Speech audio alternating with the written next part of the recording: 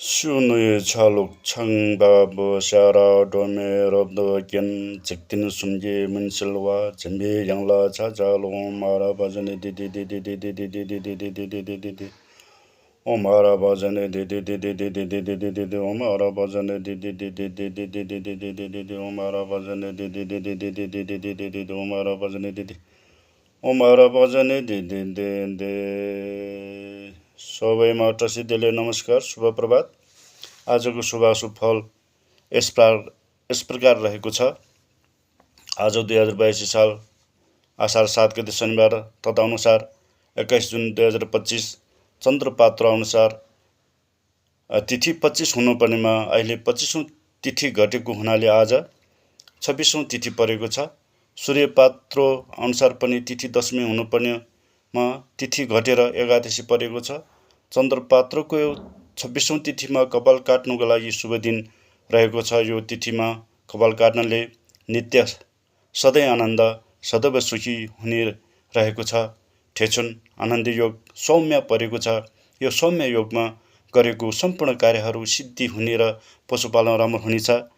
आजको नक्षत्र रेवती भएकोले यो नक्षत्रमा पूजा आराधना शील साधन गर्न उत्तम, आर्थिक लेनदेनको काममा अति उत्तम, साथै आफूले गरेको कामबाट सफल हुनेछ।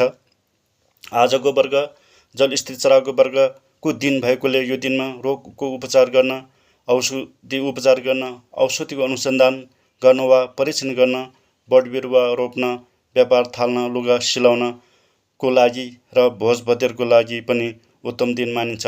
र यो दिनमा नयाँ घरमा सर्न, उपहारहरू दिनलाई यो दिन अशुभ दिन मानिन्छ।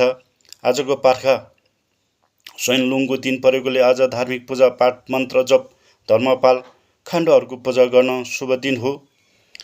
र आजको दिन मेवाङ असारको दिन भएकोले बुद्ध पूजा, ज्येष्ठ नागरिकले सम्मान गर्न, थङ्का मठ पाटी पौवा स्तूपलाई प्राण प्रतिष्ठान गर्न, धार्मिक प्रवचनहरूको कार्यक्रमको आयोजना गर्न उत्तम दिन मानिन्छ। यस दिन विवाहको लागि केटी माग्न वा केटाकेटी देखाउन र घरपालुवा वा जनावर बेचबिखनमा अशुभ दिन रहेको छ।